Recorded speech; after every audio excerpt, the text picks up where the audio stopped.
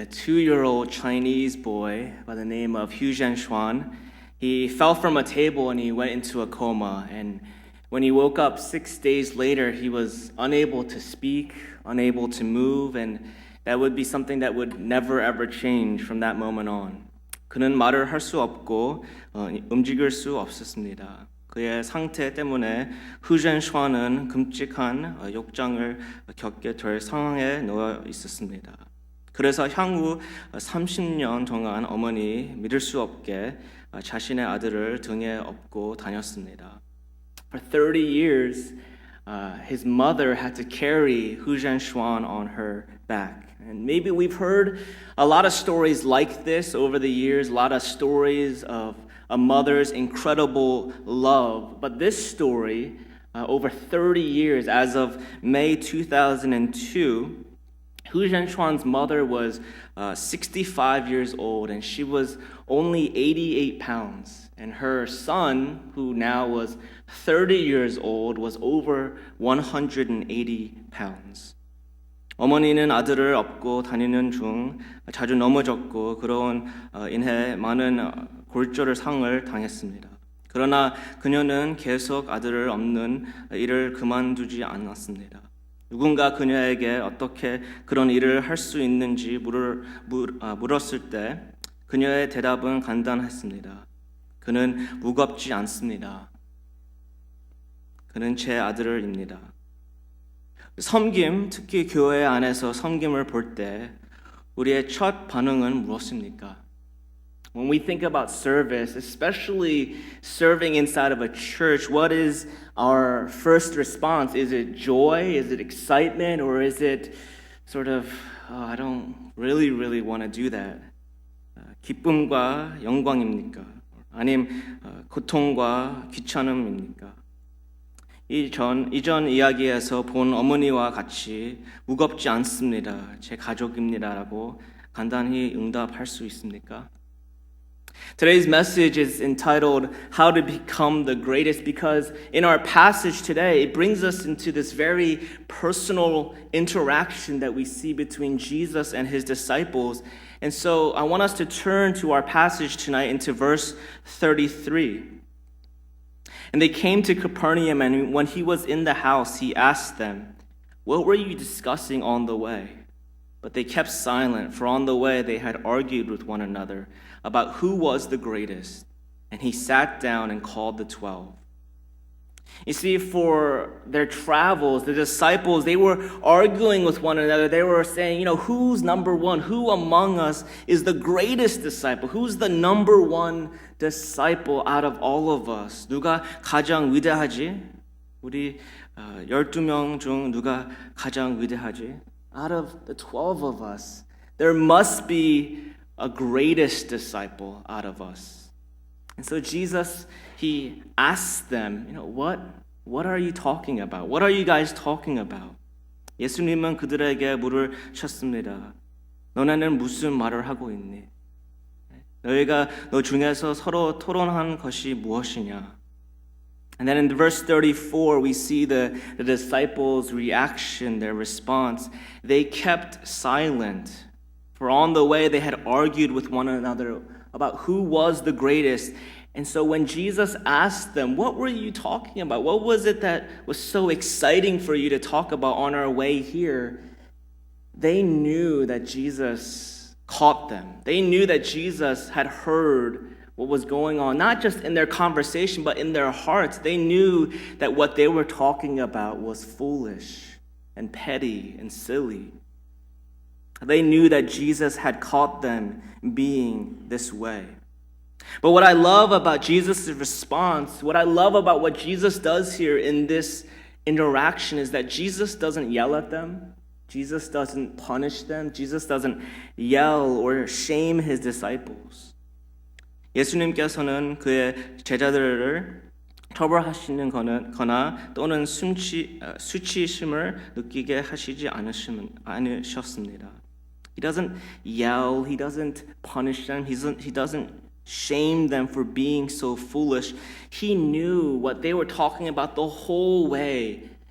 And yet Jesus waits until he could find a private home Jesus waits until he could be with them alone privately. Jesus waits so that he can be gentle with them. 예수님은 그들의 사생활을 보호하시려고 집에 도착할 때까지 아무 말도 하지 않았습니다. 예수님은 그들과 사적으로 대화하셨습니다. And he sat down and he called the 12. 예수께서 앉으사 12 제자들을 부르셨습니다. 고대 문화에서 선생님들은 앉아서 가르쳤습니다. You see, in ancient cultures, teachers waited and they sat down and then they began to teach. And so students would have to wait until their teacher would come and sit before they would hear a lesson. And the picture that we're getting here in this story is that Jesus is going to teach his disciples an important lesson, that Jesus was going to be their teacher. And he was going to show them something that they needed to learn. You see, Jesus' response to the disciples' quest, to their argument about who is the greatest, was a lesson about service. When the disciples were talking about who is number one, who is the greatest disciple, Jesus was gentle with them and he taught them a lesson about service. 제자들이 위대함을 찾는 것에 대한 예수님의 응답은 섬김에 대한 교훈이었습니다. There are, however, huge obstacles to serving. If you ask yourself, why do you want to become the greatest? Why do you have this desire to be number one? Many of us will have all sorts of different answers, and oftentimes those answers are the obstacles to actually serving. And so I want to share with you 3 obstacles to serving in the kingdom. The first obstacle is a sense of entitlement.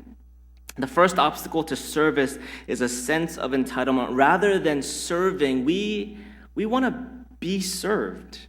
We don't want to be treated like a nobody. We want to be somebody. Even if we're a Christian, we feel like we need to be someone great in God's kingdom or God's church or God's family. 우리가 섬기는 데 방해가 되는 첫 번째 장애물은 권리의 의식입니다. 다른 이들은 섬기는 대신 우리가 섬김을 받고 싶어 합니다. 우리는 아무도 아닌 사람으로 취급받고 싶어 하지 않습니다. 우리는 모두에게 누군가가 되고 싶어 합니다. And so when you ask yourself, why do you want to become the greatest? It's because all of us, in some way, want to be on top. We want to be somebody. We want others to look up at us and say, wow, that's someone who's great. We want to have power or fame or recognition or respect. We want to be the people on top looking down at other people. As one author puts it, are you somebody or are you a nobody? Who is in power and what do you use that power for? More often than not, the somebodies use their power to treat nobodies like nothing. And so the first obstacle to serving is this sense of entitlement that we are better than other people. That people should look up at us, that we would rather be served than to serve. We don't want to be treated like a nobody. We want to be treated like a somebody. 두 번째 장애물은 경쟁하고 비교하는 습관입니다. The second obstacle to service is a habit of competition and comparing. All of us, we're constantly competing and comparing ourselves to other people. We ask ourselves, am I one step ahead of these people or am I actually one step behind these people? Where am I compared to everybody else? 모든 연령 그룹에는 서로를 앞서 오르려는 경쟁이 존재합니다. 누가 더 많은 장난감을 가지고 있지? 누가 더 좋은 성적을 가지고 있지? 누가 가장 멋진 차를 가지고 있지? 우리 자신을 비교하고 서로 경쟁하는 악순환은 중단되지 않습니다. See, all of us, no matter how old, how young, every group battles and competes to climb over one another. Who has more toys? Who has better grades? Who has better clothes? Who has a better car or a better house or a better family? And it never stops. No matter how old we get, it never stops that we always want to look and compare ourselves with one another. Are we better than them? Or am I worse than them?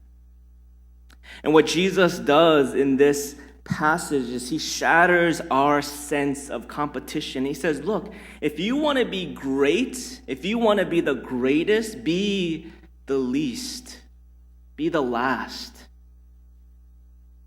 예수님께서는 경쟁에 대한 우리의 생각을 깨부수십니다.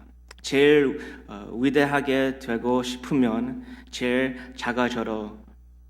If you want to be the greatest, Jesus says, be the last. Stop competing. Stop comparing yourself and just go to the bottom.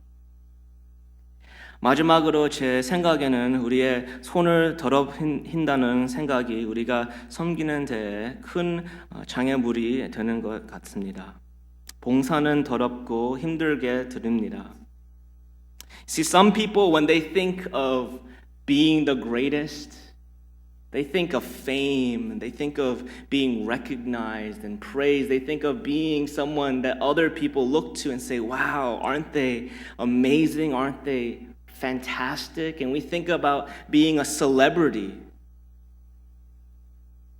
But when you think about serving, Jesus says that serving is what makes you great in his kingdom. What we often forget is that serving requires our time and our energy and our lives. It requires sacrifice. Serving often is very demanding of everything about us. It's often dirty and gross and awkward. And many of us, to be honest, might not want to serve because we want to be great in the sense that we want to be clean and comfortable. And for many of us, we're not willing to get dirty and we're not willing to get tired. 우리의 대부분의 부왕 용의성과 편안함을 바라보며 살기 때문에 우리는 기꺼이 더러움과 피곤을 느끼면서까지 섬기고 싶어 하지 않습니다. And so Jesus, he recognizes this in his disciples' attitude, that he sees that they want to be great. You know, even in their argument, they want to be great, but Jesus sees that their search for greatness has become this ugly, distorted thing because of sin. And instead of destroying this search for greatness, rather than saying, look, don't seek greatness, don't try to be great, rather than just taking that away, Jesus actually shows us a better way. He gives us this path to being truly great, not great in the eyes of this world, but great in the eyes of God. He transformed this search for greatness into something that's beautiful. See, Jesus doesn't criticize a person for pursuing true greatness. And I think one of the reasons why he doesn't condemn his disciples is because God made us to be great. God made us to be truly great in this world. But because of our sin, I think this search for greatness has been changed and corrupted in two ways. Rather, it's been corrupted into a longing not to be great, but we want to be known as great. And we want other people to recognize us as someone who's great. And the second way I think sin has corrupted our longing for greatness is that it's no longer a desire just to be great, but that we want to be greater than other people. We always just look at other people and say, I want to be greater than them, and greater than them, and greater than them, rather than just saying, God, I want to be great just in your eyes. Make me into someone who's great just in your eyes. But we want to feel great compared to other people. In other words, the joy of true greatness has been perverted into just selfishness and greed. I want to be great. I want to be known as great. I want other people to love me and to see me as someone great. I want to be better than other people. And this search for greatness has become this self-centered thing. And yet, even in this story, Jesus doesn't say, stop seeking to be great. Jesus takes what is bad and ugly, and he shows us a better way. Jesus says, let me tell you the pathway of being great in God's eyes. Not your eyes, but God's eyes. And so Jesus wants you to strive for greatness. 예수님께서는 여러분들이 위대함을 위해 노력하시길 원하십니다. 여러분들이 찾는 위대함과 예수님께서 여러분들 안에서 찾으신 위대함은 매우 다릅니다. 우리의 위대함은 예수님께서 원하시는 위대함이 아닐 수도 있습니다. There is this huge difference between what we think is greatness and what God thinks is greatness. And Jesus, he wants us to be great. He made us to be great. But what we think is great is not what God thinks is great. And so he teaches us. He teaches his disciples gently and lovingly. Jesus says that true greatness is not wanting to be first while other people are second or third and fourth. But Jesus says true greatness is a willingness to be the last person on the list. True greatness is not wanting to be served and lifted up by other people, but true greatness is to put yourself under people and lift them up, to serve them and love them. 진정한 위대함은 다른 사람들이 우리를 찬양할 위치에 오르는 것이 아닙니다. 진정한 위대함은 모두를 섬기는 위치에 있는 것입니다. 그래서 예수님은 위대함에 대한 탐구를 비난하지 않으십니다. 그는 그것을 근본적으로 바꾸십니다. 그는 가서 위대함을 추구하라고 말씀하십니다. He says, look, be great. Go for greatness. But it's not being at the top. It's being at the bottom. And so when we think about this, what is God's path to true greatness? 진정한 위대함으로 가는 길을 무엇입니까? And I want us to look at verse 35, 36, and 37. And I think here we can see God's path to true greatness. Verse 35, Jesus said to them, if anyone would be first, he must be last of all and servant of all. And he took a child and he put him in the midst of them. And taking him in his arms, he said to them, whoever receives one such child in my name receives me. And whoever receives me receives not me, but him who sent me. And so I want to give us 3 pathways to true greatness. The path is not up, but the path is always downward. The path is often unnoticed, and the path to greatness is always leads to God. If you look at verse 35, 35절을 보면 아무든지 첫째가 되고자 하면 뭇사람의 끝이 되며 뭇사람을 섬기는 자가 되어야 하리라. If anyone would be first, he must be last of all and servant of all. The path to true greatness in God's kingdom is not up, but it's downward. It's to be last of all and servant of all. 진정한 위대함은 최소가 될 의지로 측정됩니다. See, the measure of true greatness in God's eyes is a willingness to be the least. And even Jesus showed us this, that even though Jesus was God, and he was holy, and he was perfect, and he lived in heaven, and he had the praise of all the angels. Even Jesus himself humbled himself, not even to the point of becoming a human, but even to the point of being crucified on the cross. Why? Because he didn't count equality with God something to grab onto, but he loved us. And because he loved us, he came to serve us. He came to be the least of all and servant of all. And so if we want to be great in God's eyes, we have to be willing to go downward, just like Jesus. Number 2, the path is unnoticed. If you look in verse 36 and 37, he took a child and he put him in the midst of them. And taking him in his arms, he said to them, "Whoever receives one such child in my name receives me. And whoever receives me receives not me, but him who sent me." 우리의 진짜 모습은 아무도 보지 않을 때 우리가 하는 행동으로 알 수 있습니다. 그것이 우리의 신분과 성격이 척도입니다. See, who you are is what you do when nobody is looking.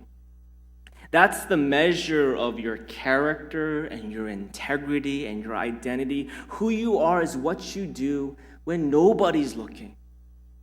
When you know that people are looking, you can do all sorts of things. You can act and pretend to be great. But it's when no one is looking, Jesus says, are you great even in those moments? When you think that nobody sees you?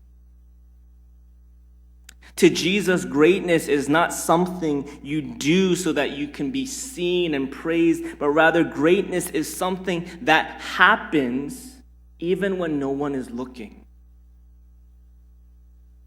Greatness is a life of service, often unnoticed, often when nobody sees what you're doing and how you're serving. Take, for example, this child. Why does Jesus talk about a child? Why does Jesus bring this child into this conversation? And I think the reason why Jesus brings a child into this conversation is because children, they're the most blind people in the world. They only see what they want to see. They only see what they want to have.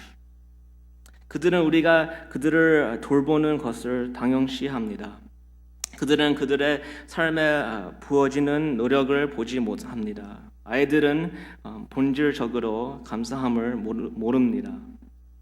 See, children, they just assume that you're going to take care of them. They just assume that you're always going to feed them and always going to buy them clothes and always going to buy them whatever they want. They're always going to be there. And often children never say, thank you. Thank you for taking care of me. Thank you for serving me. Thank you even for loving me. You don't often hear that. You don't often hear little children look and say, wow, look at all the people that are taking care of me, how much they love me.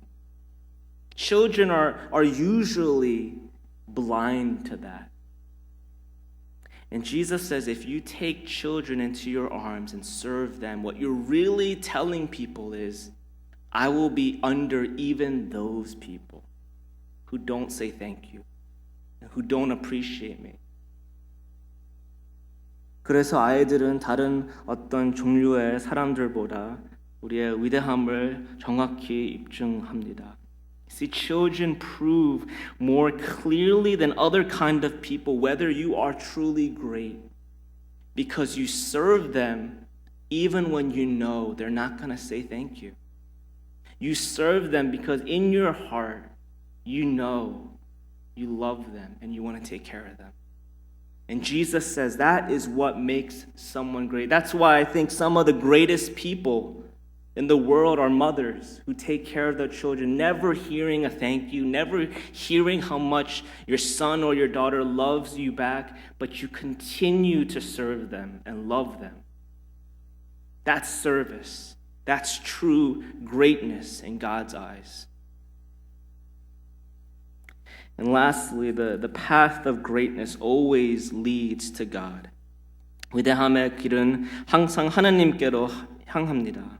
See, whoever receives one such child in my name receives me, and whoever receives me receives not me, but him who sent me. Jesus looks at this child who says, look, he's not going to say thank you. He doesn't even recognize that you're serving him. And finally, Jesus leads us to God and says, look, this sometimes is how we treat God. Service and the path of greatness always leads to God because it reminds us how God always serves us first. And so often we don't say thank you to God. So often we don't realize how good and how loving God is towards us, his little children. And so at the end of this story with Jesus, he tells us the path of true greatness always leads to God because it reminds us of his grace and his goodness towards us. And when we think about that goodness, we want to serve him more and more. When we think about what our lives are really about, is it about me and me being served? Is someone going to help me and love me? Or is it about God and serving him? Do I love God? Do I want to serve God? Do I want to worship God? A.T. Pierson writes this: the supreme test of service is this: for whom am I doing this? Much that we call service to Christ is not such at all. If we are doing this for Christ, we shall not care for human reward or even recognition. Our work must again be tested by three propositions. Is it work from God, as given us to do from him? Is it work for God, as finding him its secret of power? And is it work with God, as only a part of his work in which we engage as co-workers with him? 88파운드의 어머니와 180파운드 아들의 이야기를 기억하세요. 우리가 가족이기 때문에 어떤 짐도 무겁지 않습니다. 저는 이 위대함에 관한 교훈에 대해 생각할 때, 그리고 우리 교회의 비전, 우리 섬기는 교회를 바라볼 때 우리 교회가 위대한 교회가 될 수 있다고 생각합니다. 우리가 계속 섬기는 교회가 된다면 우리는 위대한 교회가 될 수 있습니다. I believe that the pathway, not only as Christians, but as a church, to true greatness is to be a serving church. To look out into this world and say, how can I be the least of all so I can be a servant of all? Let's pray. Lord God, we thank you